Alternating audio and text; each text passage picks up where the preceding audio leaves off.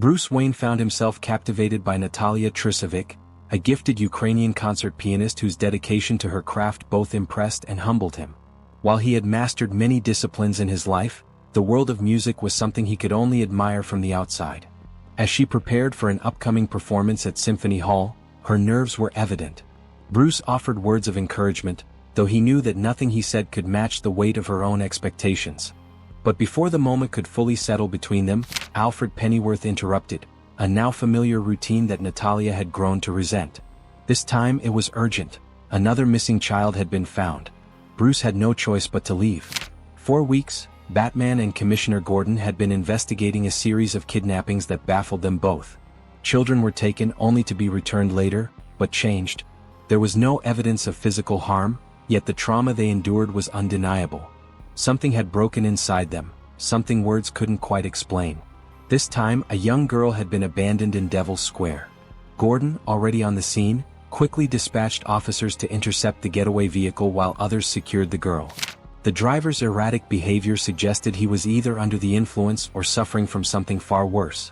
As Gordon closed in, the vehicle sped toward Gotham General's maternity ward, seemingly with reckless intent. Just before disaster struck, Batman intervened. He crashed through the passenger window, forcefully ejecting the driver while expertly taking control of the vehicle. Swerving at the last possible moment, he avoided a catastrophic collision with the hospital. The driver, dazed and terrified, immediately confessed. He claimed he had been paid to leave the girl there by a mysterious figure, a hollow man. Later, on the rooftop of the Gotham City Police Department, Gordon stood brooding against the skyline. His frustration was growing unbearable. No matter how many criminals they put away, Gotham always birthed new horrors. He admitted that he was tired of watching innocent children become victims. Batman assured him that the perpetrator would eventually slip up, but Gordon wasn't interested in waiting for that mistake. He saw something in the driver's eyes, something disturbingly familiar, the same hollowed-out look he had seen in his own son, James Jr. Something in Gotham was always reaching into his past, pulling at his deepest fears. Before Batman could respond, Gordon was gone, leaving the Dark Knight uncharacteristically unaware of his departure.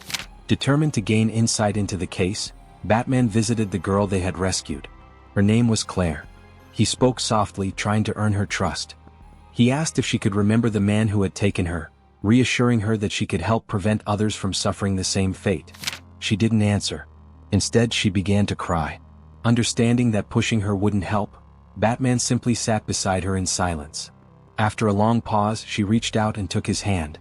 Back in the Batcave, Bruce immersed himself in his work, his mind refusing to rest. His son, Damian, approached hesitantly. The boy admitted that he had been thinking about what he had been told, about letting go of some of his anger. He promised to try. But Bruce, distracted, barely registered his words. Damian quickly realized he was being ignored and stormed off in frustration. Elsewhere in Gotham, Jim Gordon followed his usual nightly routine. He often gave spare change to a homeless man who lived near his home and, on occasion, invited him inside for dinner.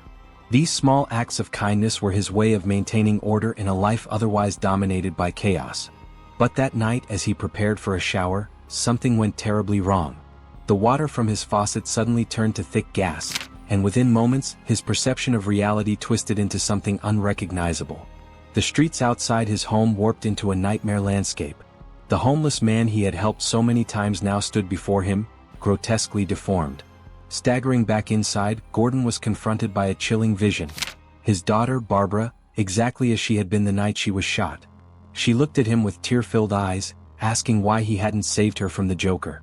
Then, his son James appeared, accusing him of failing to prevent his descent into darkness. The ghosts of his past bore down on him, drowning him in guilt and terror. Across the city, Natalia sat at her piano, rehearsing with intensity. But when she struck a wrong note, frustration overwhelmed her. The door opened and Bruce stood there. He had come to take her to yet another black tie event, but she wasn't ready. Not for the event and not for this conversation. Exasperated, she turned to him. She pointed out how he was always there for the big moments, the ones that mattered to his public life.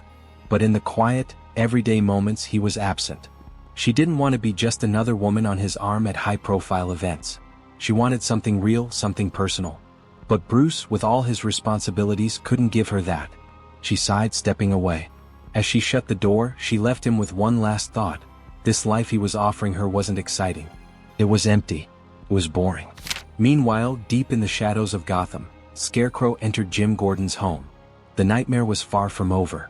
In fact, it was only just beginning. That's it for today's video, guys. If you enjoyed, don't forget to like, subscribe, and share your thoughts in the comments. I see you in the next video.